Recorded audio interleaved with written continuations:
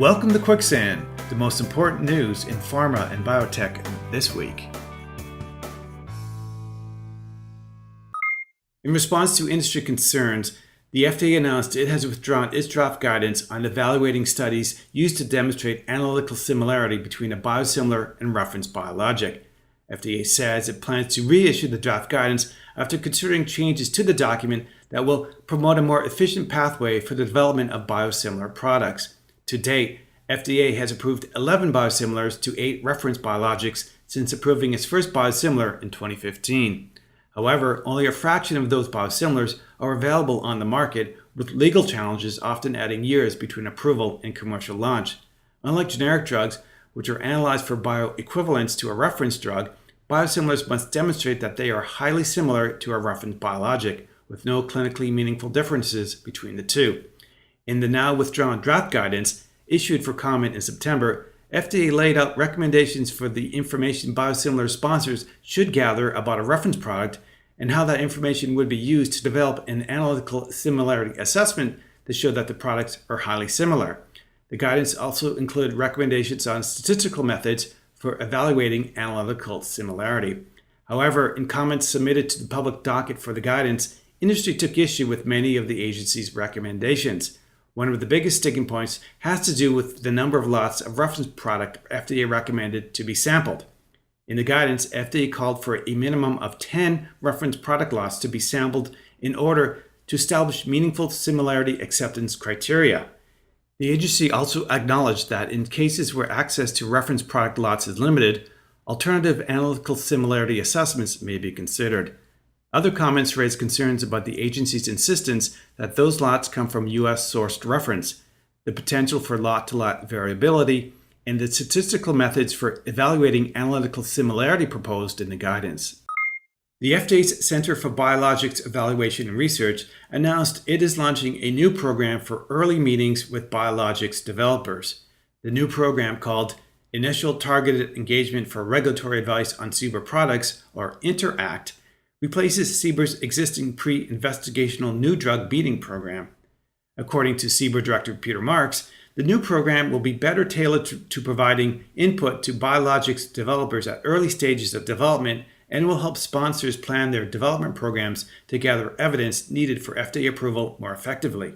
The INTERACT program is open to all products regulated by CBER and allows developers to get feedback before they are ready to initiate a pre-IND meeting. FDA also says the program can cover a wide variety of development-related topics, such as requirements for preclinical testing, manufacturing requirements ahead of first-in-human trials, early clinical development strategies, or device and assay design questions. But FDA notes that the INTERACT program is not meant to replace any of the various formal product-specific meetings that occur later in development. CBER says it plans to post more specifics about the INTERACT meeting program in the coming months. The FDA is revising its guidance on the clinical development of treatments for major depressive disorder. FDA says the draft guidance contains major revisions to its 1977 Guidelines for the Clinical Evaluation of Antidepressant Drugs. The recommendations made in the 8-page guidance applies to monotherapeutic, combination, and adjunctive treatments for major depressive disorder, a common mood disorder characterized by persistent feelings of sadness or anxiety. FDA notes that its recommendations do not apply to the development of drugs to treat bipolar depression or to non-pharmacologic therapies. FDA says that the regulatory issues for a particular drug development program will depend on whether the indication being pursued is for short or long-term use. The agency also notes that clinical trial design and regulatory issues may differ for rapid-acting antidepressant drugs, which are currently in development. For maintenance treatment, FDA says it is interested in seeing studies that test whether responses can be maintained with the lower dose of the drug that is required for short-term efficacy, and would consider adding the results of such studies to a product's label.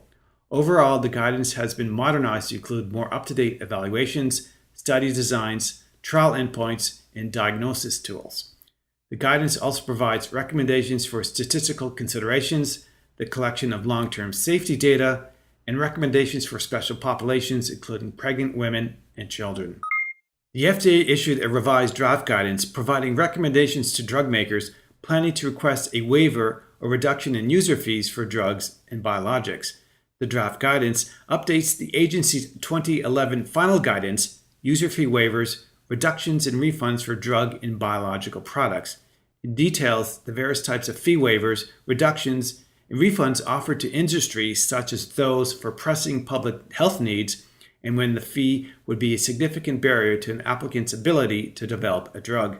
FDA says the guidance has been updated to provide additional clarification on fee exemptions for orphan drugs and eligibility for fee waivers, reductions, and refunds under the current statutory provisions.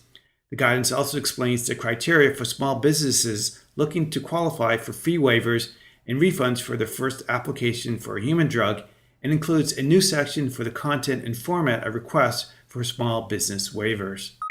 The European Medicines Agency updated 2 guidance documents intended to assist drug makers in their Brexit preparations. The 2 guidance provides questions and answers and practical advice for marketing authorization holders who will need to make Brexit-related transitions and adjustments for their centrally authorized products to ensure they are in compliance with European Union requirements once the United Kingdom exits the EU. For the questions and answers guidance, EMA has added 7 new items and added new information to several earlier answers. Many of the new questions and answers cover issues that relate to testing and oversight by UK-based agencies. For instance, the guidance says that findings of good manufacturing practice, good clinical practice, and pharmacovigilance inspections are expected to be valid for inspections carried out before March 30th, 2019, as they will have been carried out in accordance with EU legislation.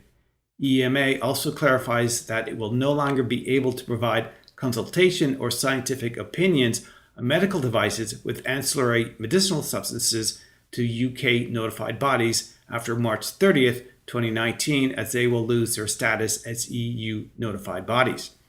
For the practical guidance, EMA has added 14 new questions, including who companies should contact at EMA with Brexit-related inquiries, how to consider national scientific advice from UK competent authorities, and how to transfer orphan designations from UK-based sponsors to ones based in the European Economic Area. Thank you for listening to Quicksand, episode 36, June 25th, 2018.